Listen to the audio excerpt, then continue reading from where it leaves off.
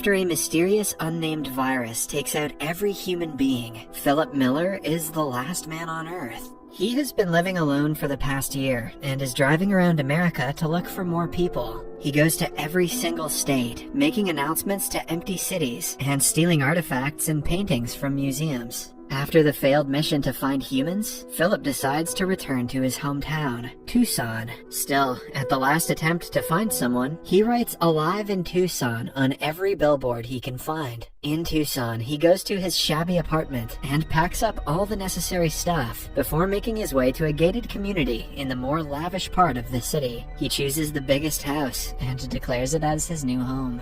He spends the next few days decorating the house with all the famous paintings, a mat from the White House, a dinosaur skull, Academy Awards, and many more artifacts worth billions of dollars. Nicolas Cage would be proud. Every day before going to sleep, Philip apologizes to God for masturbating so much and wishes that he sees the face of at least one woman before his death. Thankfully, there are still a plethora of cars that he can use to drive around. He goes to the grocery store in his underwear and breaks in using a gun. In only a year, he has completely forgotten basic decency, now that he has no one to impress. He also does everything that was just an impulsive thought before the virus, like destroying the pile of cans in the store and bringing hundreds of adult films home. To pass time, he plays racquetball with himself, uses lamps and aquariums as bowling pins, and crashes cars into each other. The chaos makes him feel a hint of adrenaline and helps him cope with the loneliness. After about a month, he starts to lose his sense of sanity. Moreover, being alone on his birthday reminds him of everything he failed to appreciate when life was normal.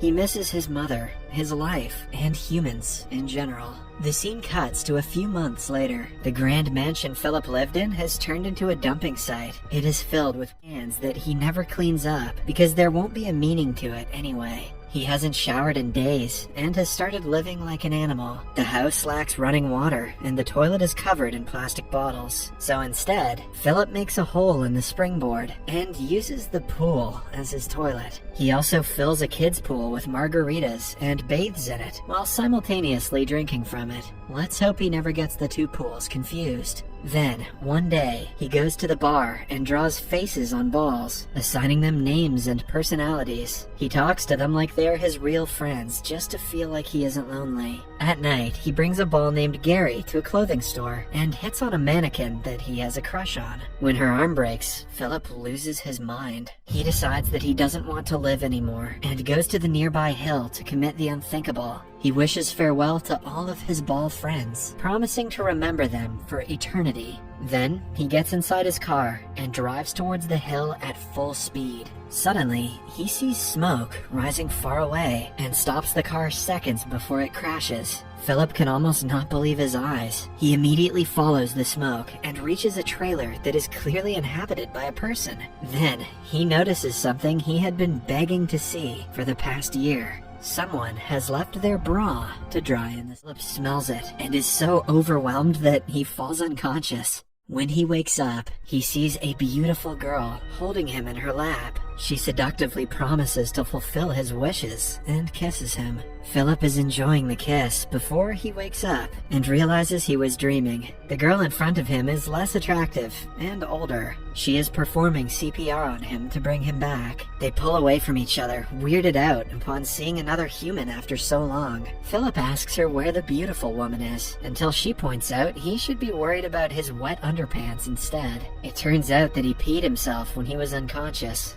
Even in a situation like this, Philip claims that he was swimming from the front side earlier, which is why his underpants are wet. He aggressively starts explaining that he did not pee himself, which makes the girl panic. She brings out a gun, asking him to stay away. Philip finally admits that he did in fact pee and is embarrassed. After both of them calm down, they introduce themselves. The girl's name is Carol. She used to be an analyst before the virus and has been wandering around America after everyone died. She saw the Alive in Tucson sign and came here to see if she really is the last person alive. Although Philip had been dying to meet a woman, he isn't very excited to see Carol. She repeatedly corrects his grammar, doesn't understand his jokes, and irrelevant things. After talking for a while, they decide to drive to the grocery store. On the way, Carol complains about him crossing the stop sign. Despite Philip arguing that there is no traffic, she remains adamant that they have to follow the rules, or else they will start living like animals. To make her feel better, he stops at a sign and looks to both sides, confirming that no one is crossing the road.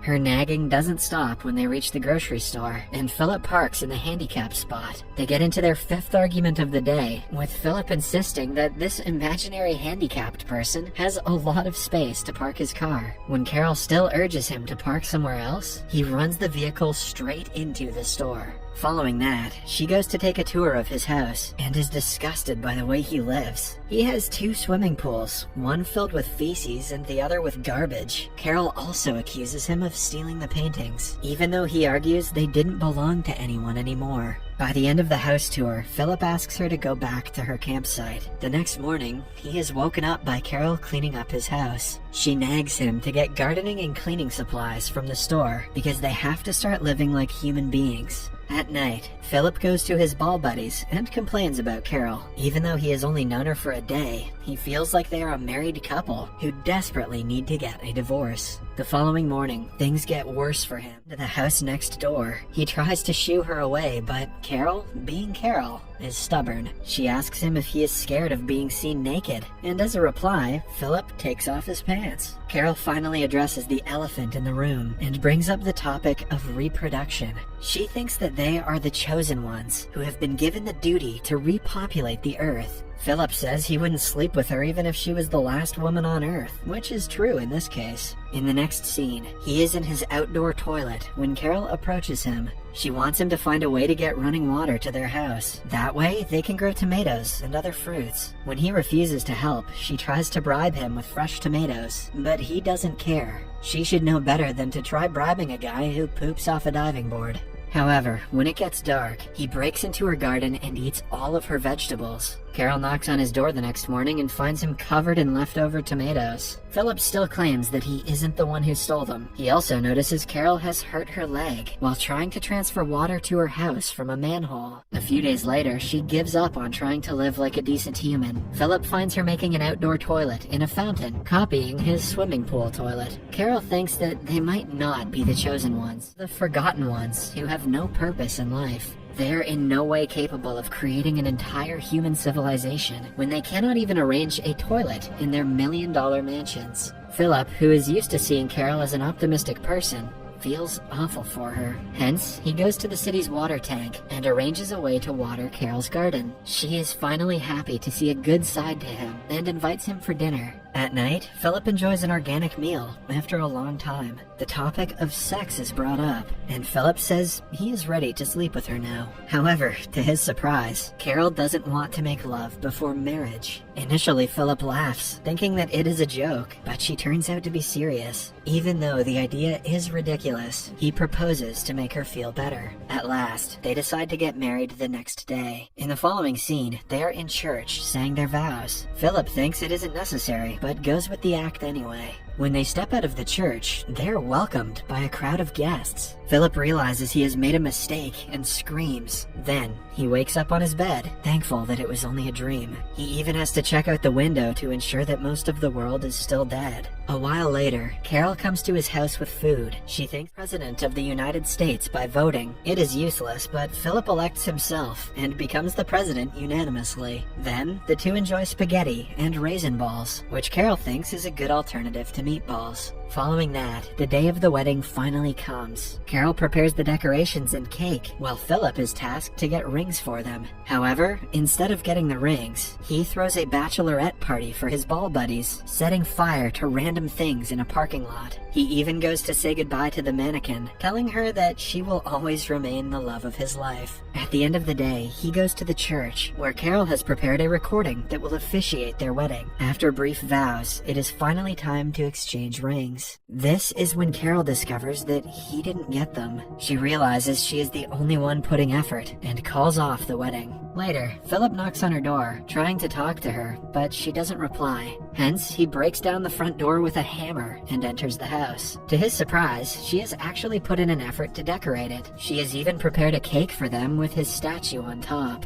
Philip feels awful about what he did and apologizes to her. He also reveals that he doesn't really like her personality or the food she cooks, but even so, he is glad that she exists, because without her, he would not be alone. With that being said, Philip brings her out to do something special. In the following scene, they go to a jewelry shop, where Carol gets all the rings she wants. They finally officiate the wedding, and are declared husband and wife. At night, the two make love, but the experience is not how Philip thought it would be. Carol cannot stop talking throughout the night, making strange remarks that she thinks are hot. The next morning, she finds him playing racquetball in his home. Philip thinks she is going to nag him again, but to his surprise, she joins him in the game. They enjoy the rest of the day doing things like Philip normally does. They make fireproof suits and set each other on fire, run a bulldozer over beer cans, and go to meet Philip's ex-girlfriend, who is a mannequin. Carol talks to her for a while before beating her up for hitting on her husband. For the first time, Philip is glad that he married her and thinks that their life might be tolerable. As they are driving back home, they suddenly hit a limo in a junction.